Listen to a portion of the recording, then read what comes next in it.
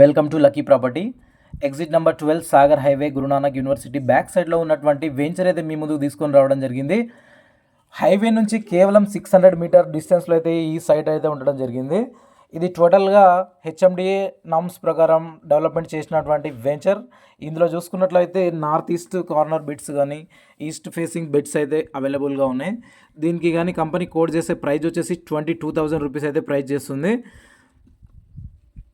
ఈ సైట్ చుట్టుపక్కల చూసుకున్నట్లయితే కొన్ని ఇల్లు గిట్టంగా కడుతున్నారు.